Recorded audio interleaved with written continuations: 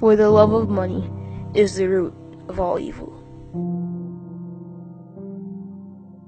In my video, The World's Richest Man Hoax, I wanted to illustrate the true wealth of the world's richest family using something very tangible. So in that video, I showed you Waddesdon, one of the world's most palatial and expensive homes ever built. And by 1957, the Rothschilds had amassed so much wealth that they bequeathed Waddesdon to the National Trust. Of course, the house remains under the watchful eye of the Rothschilds to this day, and as one viewer commented, they no longer have to pay any taxes on it because it is in the National Trust. But there's a much better way to calculate the unimaginable wealth of the Rothschilds, simply by using history. Now, we know one of the most astonishing stories of Rothschild wealth revolves around the Battle of Waterloo, in which Nathan Rothschild used his inside knowledge of the outcome and his faster horses and couriers to play the market by getting the results of the battle before anyone else knew the outcome. And I'm reading this article from darkpolitricks.com. As many of you know, Nathan Rothschild caused a sell-off in bonds and gave all the traders who looked to him for guidance the impression that the French had won at Waterloo.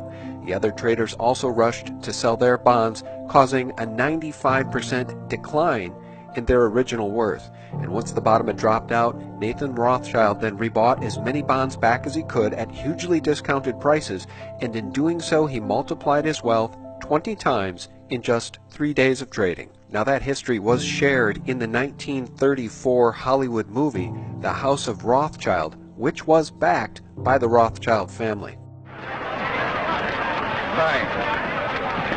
Buy.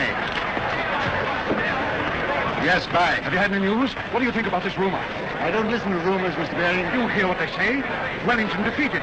You mind telling me what you're going to do? I have no objection to all London knowing what I'm going to do. I'm buying.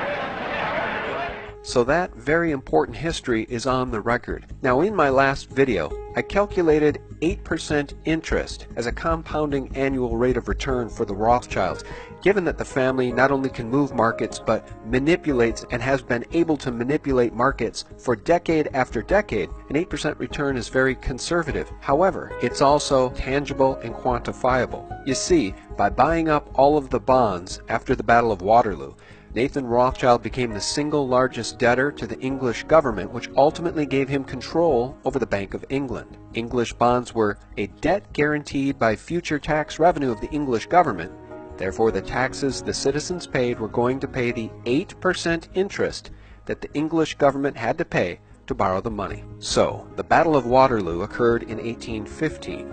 So let's just round up the quote-unquote control of the Bank of England by the Rothschilds to 1817, since we're in the year 2017, giving us a nice round number of 200 years to work with. And we're going to do the math in just a second, but I want to give you something else that's very quantifiable. Instead of guessing what the net worth of the Rothschilds might have been around 1817, I found this article from the Days of Noah, the Rothschild family from 1800 to 1818, the plan to control the world. Now, fast forward through all the intrigue and the gold trading for kings to 1815, the year Nathan Mayer Rothschild made his famous statement, "I care not what puppet is placed upon the throne of England to rule the empire on which the sun never sets. The man who controls Britain's money supply controls the British Empire, and I control the British money supply." Now, he would also go on to brag that in the 17 years he had been in England, he had increased the £20,000 stake given to him by his father 2,500 times to £50 million. Now remember, that's 1815. Let's just bump it up to 1817, and we'll keep the other 4 Rothschild brothers out of the conversation, each of whom were making separate fortunes of their own in different areas of the world. So let's go over to the compound interest calculator, and let's just assume for the sake of argument that Lord Rothschild was using puffery or braggery when he said he was worth 50 million, and let's just give him credit for 10 million, and see what happens with the magic of compound interest and that already locked in annual interest rate that they were guaranteed by the Bank of England of 8%. 10 million. Length of time in years you plan to save. Well, I think the Rothschilds would probably sock that away for, say, 200 years. At an annual rate of interest of 8%, in 200 years you will have 48,389,495,849,000 $. That's really chump change to the Rothschilds.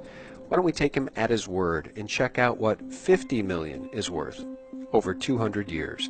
Change that to a 5. That's 50 million invested over 200 years at an annual interest rate of 8%.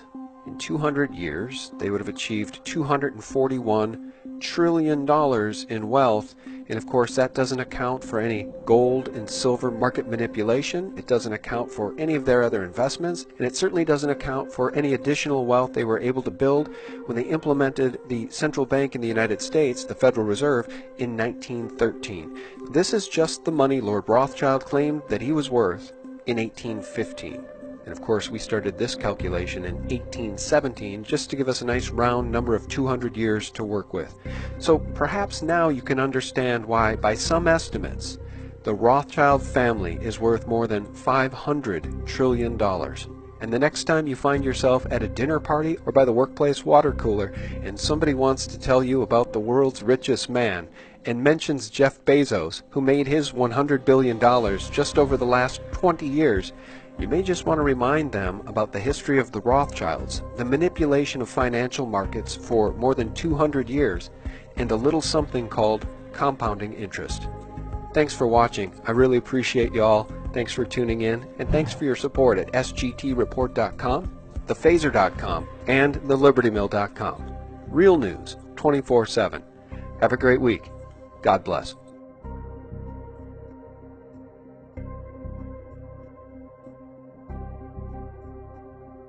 There's, I believe so far this year, there have been over 1,500 arrests related to pedophilia. And you don't see that in the news.